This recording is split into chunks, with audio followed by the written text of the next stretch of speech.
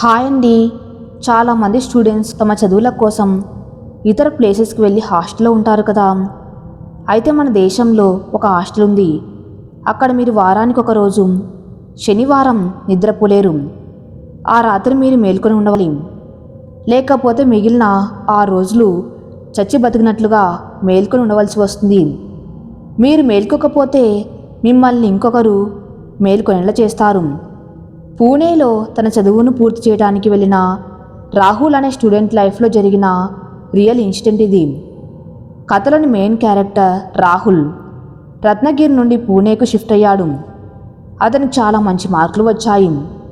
పూణేలో అతను ఒక మంచి కాలేజ్ సెలెక్ట్ చేసుకున్నాడు. రాహుల్ చాలా ఉత్సాహంగా ఉన్నాడు. కొత్త కాలేజ్, కొత్త ప్రదేశం, కొత్త స్నేహితులు అని సంతోషపడ్డాడు. అది రాహుల్ కాలేజీలో మొదటి రోజు. రాహుల్ అతని తల్లిదండ్రులు కాలేజీలో ఫీజు కట్టి తర్వాత హాస్టల్కి వెళ్ళారు. హాస్టల్లో రాహుల్ను వదిలి వెళ్ళారు. రాహుల్ హాస్టల్ రిసెప్షన్కి వెళ్ళి తన రూమ్ నెంబర్ చెప్పాడు. రిసెప్షనిస్ట్ అతన్ని చూసి తాళం తీసి రాహుల్కి ఇచ్చింది. రాహుల్ లోపలికి వెళ్తూ ఉండగా రిసెప్షనిస్టు వెనక నుండి రాహుల్ని పిలిచింది. ఆమె, రాహుల్ ఒక్క నిమిషం ఇక్కడికి రా, నువ్విక్కడికి కొత్తగా వచ్చావు కాబట్టి చెబుతున్నాను. నువ్వు శనివారం రోజున నీ గదిలో నుండి అస్సలు బయటకు రాకూడదు అని చెప్పింది. రాహుల్ తిరిగి రిసెప్షనిస్టు వద్దకు వెళ్ళి దీనికి కారణం అడిగాడు. రిసెప్షనిస్టు నాకు తెలియదు, నేను చెప్పలేను అంది. రాహుల్ ఏదో ఒకటి ఉంటుంది కదా అన్నాడు. రిసెప్షనిస్టు నీకెవరు వివరించలేని ఒక విషయం ఉంది, నువ్వు దాన్ని తెలుసుకుంటావు. శనివారం 12 గంటలు దాటిన తర్వాత మాత్రమే మీరు బయటికి వెళ్ళవచ్చు, అంతకుముందు కాదు అని చెప్పింది. రాహుల్ బహుశా ఆమె తనను పిచ్చోడిని చేస్తుంది లేదా తన టైంని వేస్ట్ చేస్తుందని అనుకున్నాడు. అతను తన గదికి వెళ్ళి తన బ్యాగులు పెట్టి చూశాడు. అప్పటికే అక్కడ రవి అనే మరో అబ్బాయి ఉన్నాడు. రవి, హాయ్, నా పేరు రవి, నేను చాలా కాలంగా ఇక్కడ ఉంటున్నాను అని చెప్పాడు. రాహుల్ కూడా, హాయ్, నా పేరు రాహుల్, నేను ఇప్పుడు నీ రూమ్మేట్ని అని పరిచయం చేసుకున్నాడు. వారు కూర్చొని చాలాసేపు మాట్లాడుకున్నారు. అది ఒక కాలేజ్ హాస్టల్ కాదు, private hostel. So different college students ఇక్కడ ఉంటారు. రవి రాహుల్ను, రిసెప్షనిస్ట్ నీకేదైనా వింత ప్రశ్న అడిగిందా లేదా ఏదైనా విషయం చెప్పిందా అని అడిగాడు. అవును, శనివారం గురించి ఏదో చెప్పింది అని అన్నాడు రాహుల్. నిజంగా నాకు కూడా ఆమె శనివారం ఏదో ఉందని లేదా శనివారం గది నుండి బయటకు రాకూడదని చెప్పింది. ఏమిటో నాకు తెలియదు అన్నారు రవి. అవును, నాకు కూడా తెలియదు, చాలా ఆసక్తిగా ఉంది, అదేంటో శనివారమే తెలుస్తుంది అని అంటారు రాహుల్. శనివారం వచ్చేసింది, అంతా మామూలుగానే ఉంది. అది రాహుల్ కాలేజీలో మొదటి రోజు. ఆ రోజు క్లాసెస్ ఏం చెప్పలేదు, జస్ట్ ఇంట్రడక్షన్ మాత్రమే జరిగాయి. అక్కడికి వచ్చిన ఒక పూణే అబ్బాయి రాహుల్ను, ఈరోజు మొదటి రోజు కాబట్టి పార్టీ చేసుకుందాం అని అంటాడు. రాహుల్ సరే అని ఒప్పుకుంటాడు. రిసెప్షనిస్ట్ చెప్పిన ప్రతి మాటను అతను పూర్తిగా నెగ్లెక్ట్ చేశాడు. రాహుల్ సాయంత్రం తన స్నేహితులతో కలిసి హాస్టల్ నుండి బయటికి వెళ్ళాడు. అతను క్లబ్కు వెళ్ళి మద్యం తాగాడు. అతను క్లబ్లో అందరితో సరదాగా గడుపుతుండగా సడన్గా టైం చూస్తే 2 గంటలైంది. 11 గంటలకి హాస్టల్ క్లోజ్ చేస్తారు. అతను అప్పటికే 3 గంటలు లేట్ అయ్యాడు. హాస్టల్ తెరిచి ఉంటుందా లేదా, గేట్లు తెరిచి ఉంటాయా లేదా అని రాహుల్ అనుకున్నాడు. సరే వెళ్ళి చూద్దామని చెప్పి ఆటో పిలిచి హాస్టల్కు చేరుకున్నాడు. హాస్టల్కు చేరుకున్న తర్వాత అతను హాస్టల్ గేట్లు తెరిచి ఉండటం చూశాడు. రిసెప్షన్ వద్ద చూస్తే ఎవరు లేరు. నిశ్శబ్దంగా చీకటిగా ఉంది. అతను లోపలికి నడుస్తూ వెళ్తూ ఉండగా అడుగుల చెప్పుడు తప్ప చుట్టూ ఎవరు లేరు. ఒక హాస్టల్ ఇంత రాత్రి వేళ ఎవరు లేరు అని అతను అనుకున్నాడు. ఒక పొడవైన హాలు, ఒక కారిడార్ ఖాళీగా ఉంది. ఎవరూ కనిపించడం లేదు. ఆ కారిడార్లో నడుచుకుంటూ మెట్ల దగ్గరకు వెళ్ళాడు. ఎవరికీ తెలియకుండా మెల్లగా మెట్లు ఎక్కుతూ ఉండగా అకస్మాత్తుగా పై అంతస్తు నుండి గజ్జెల శబ్దం వినపడింది. రాహుల్ అక్కడే మెట్లపై ఫ్రీజ్ అయిపోయాడు. పూర్తిగా ఫ్రీజ్ అయిపోయి నించున్నాడు. బాయ్స్ హాస్టల్లో గజ్జల శబ్దం ఏమిటి, ఇక్కడ శబ్దం ఎలా అని రాహుల్ ఆలోచనలో పడ్డాడు. అతను మెట్లు ఎక్కిన వెంటనే గోడ పక్క నుండి తొంగి చూశాడు. తొంగి చూసిన తర్వాత అతను ఒక మహిళను చూశాడు. ఆమె కారిడార్లో నడుస్తూ వెళ్తుంది. ఆమె ఎరుపు రంగు చీర ధరించి ఉంది. జుట్టు విరబోసుకొని ఉంది. ఆమె చేతిలో వెలుగుతున్న క్యాండిల్ ఉంది. దాని నుండి కారిడార్లోకి కొద్దిగా వెలుగు వస్తుంది. అతను ఇంతకు మించి ఏం చూడలేకపోయాడు. కానీ అతను చాలా భయపడ్డాడు. ఎందుకంటే శనివారం రాత్రి బయటికి వెళ్ళకూడదని అతనికి ముందుగానే చెప్పారు.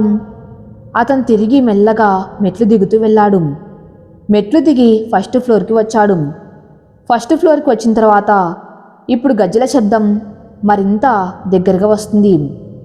ఎవరో తన వైపు పరిగెత్తుకొస్తున్నట్లుగా అనిపించింది. అతను వెనక్కి తిరిగి చూశాడు. అక్కడ ఏమీ లేదు, అంత చీకటిగా ఉంది. తర్వాత అతను బహుశా రిసెప్షనిస్ట్ ఈ విషయాలన్నీ చెప్పింది. నేను రవితో కూడా ఈ విషయాల గురించి మాట్లాడాను కాబట్టి ఇదంతా నా మనసులో తిరుగుతుంది. బహుశా నేను ఇప్పుడు ఇక్కడి నుండి బయటికి వెళ్ళి నా గదివైపు వెళ్ళాలి అని అనుకున్నాడు. అతను తన గదివైపు మొదటి అడుగు వేయగానే అతని శరీరం మొత్తం చల్లబడిపోయింది. అకస్మాత్తుగా చలి పెరగటంతో రాహుల్ వణకడం మొదలుపెట్టాడు. అతను తన 2 చేతులను పట్టుకున్నాడు. రాహుల్ చిన్న చిన్న అడుగులు వేస్తూ ఉండగా అదే సమయంలో అతని వెనక నుండి ఒక స్వరం వినపడింది. బయట ఉండే సమయం ఇప్పుడు నాది. రాహుల్ వెంటనే షాక్ అయ్యాడు. ఇది ఎవరు? బాయ్స్ హాస్టల్లో ఒక మహిళ. ఈ మహిళ ఇప్పుడు నా వెనక నిలబడి ఉంది. బహుశా ఇది కూడా నా భ్రమ కావచ్చు అని అతను అనుకున్నాడు. అతను వెనక్కి తిరిగి చూడగానే ఆమె అతని ముందు నిలబడి ఉంది.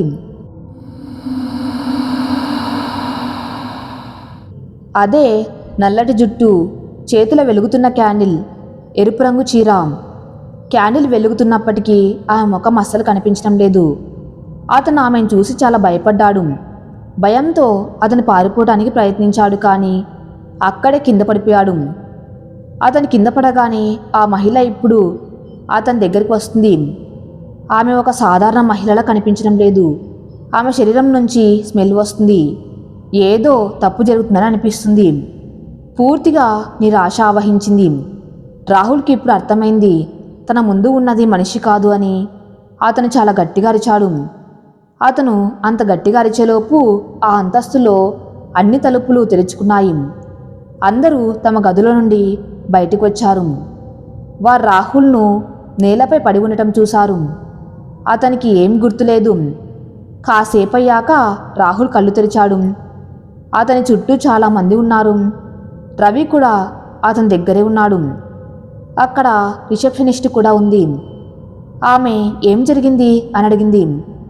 రాహుల్ అదంతా వదిలేయండి, ఆ ఎర్ర చీరలో ఉన్న మహిళ ఎక్కడ ఉంది అని అడిగాడు. ఆ రిసెప్షనిస్టు, నేను నీకు చెప్పాను కదా నాన్న, శనివారం రోజున బయటికి వెళ్ళకూడదు. అది పగలైనా, మధ్యాహ్నమైనా, సాయంత్రమైనా లేదా రాత్రైనా, అది ఎప్పుడైనా కనిపించవచ్చు అని చెప్పింది. రాహుల్, కానీ ఆమె ఎవరు? మనం ఇంత భయపడి హాస్టల్లో ఎందుకు ఉంటున్నాం అని అడిగాడు. అప్పుడు ఆ రిసెప్షనిస్టు ఇలా చెప్పింది. చాలా సంవత్సరాల క్రితం ఇక్కడ సాన్య అనే ఒక రిసెప్షనిస్ట్ పనిచేసేది. ఆమె నిశ్చితార్థం జరుగుతున్న రోజున ఈ హాస్టల్లో పెద్ద మంటలు చెలరేగాయి. ఆ మంటలను ఆర్పడానికి ఆమె వచ్చింది. ఆమె నిశ్చితార్థానికి కట్టుకున్న ఎరుపు రంగు చీరలోనే ఆమె వచ్చింది. ఆ చీరలోనే ఆమె పిల్లలందరినీ ఇక్కడి నుండి బయటకు తీసుకువెళ్ళింది. ఈ ప్రక్రియలో ఆమె చనిపోయింది. ఇప్పుడు కూడా చెప్పబడుతున్నది ఏమిటంటే, ఆమె చనిపోయిన రోజు అంటే శనివారం రోజున ఈ హాస్టల్ కారిడార్లో ప్రతి సందులో తిరుగుతూ ఉంటుంది. పిల్లలందరూ తమ గదుల్లోనే ఉండాలని, ఎవరు ఇక్కడి నుండి బయటకు రాకూడదని ఆమె వారిని కాపాడడానికి ప్రయత్నిస్తుంది. ఎందుకంటే ఈసారి నేను వారిని కాపాడలేనని ఆమె భయపడుతుంది అని రిసెప్షనిస్ట్ చెప్పింది. అది విన్న తర్వాత అందరికీ ఆ దెయ్యం పట్ల నిజంగా చాలా సానుభూతి కలిగింది. పిల్లలకు ఆ దెయ్యం పట్ల భయం కూడా ఉంది. కానీ వారికి ఎక్కువగా ఉన్న విషయం ఏమిటంటే, శనివారం రోజున బయటికి వెళ్ళకూడదు. ఎందుకంటే ఆమె ఎప్పుడైనా ఎవరినైనా ఏమైనా చేసిందా లేదా అనేది ఇప్పటి వరకు తెలియదు. ఆమె పిల్లలను కాపాడడానికి వారిని లోపల ఉంచుతుందని మాకు అనిపిస్తుంది. అయితే ఒక పిల్లవాడు శనివారం రోజున బయట ఉండి ఆమెకు దొరికితే ఏం జరుగుతుంది? ఎందుకంటే రాహుల్కు ఆమె ఏం చేసింది ఇప్పటి వరకు మనకు తెలియదు కదా. అందరూ తలుపులు తెరిచినప్పుడే రాహుల్ కాపాడబడ్డాడు. ఒకవేళ ఎవరు తలుపులు తెరవకపోతే ఊహాత్మకంగా ఆ వ్యక్తికి ఏం జరిగి ఉండేది? ఇది 50-50% అవకాశం. ఎందుకంటే ఇప్పటి వరకు ఉన్న చరిత్ర ప్రకారం ఆమె ఎవరికి ఎప్పుడు ఏం చేయలేదు. కానీ భవిష్యత్తులో ఏం జరుగుతుందో ఎవరికి తెలియదు. కాబట్టి ఈ హాస్టల్లో ప్రతి ఒక్కరు అప్రమత్తంగా ఉండాలి. ఈ వీడియో ముగిసే ముందు మన దేశంలో ఇలాంటి చాలా 100 ప్లేసెస్ ఉన్నాయి. శైతాన్లు ప్రైతాత్మలు ఉన్నాయని తెలిసిన ప్రజలు అదే ఇంట్లో ఉంటారు. ఎందుకంటే కొన్నిసార్లు అవి అంత ప్రమాదమైనవి కావు. కానీ ఈ రోజుల్లో మనుషులను కూడా నమ్మలేనప్పుడు దయ్యాలను నమ్మగలరా? అస్సలు నమ్మలేరు. మీరు ఈ వ్యక్తుల పట్ల అప్రమత్తంగా ఉండాలి. మీరు కూడా హాస్టల్లో ఉంటే జాగ్రత్త.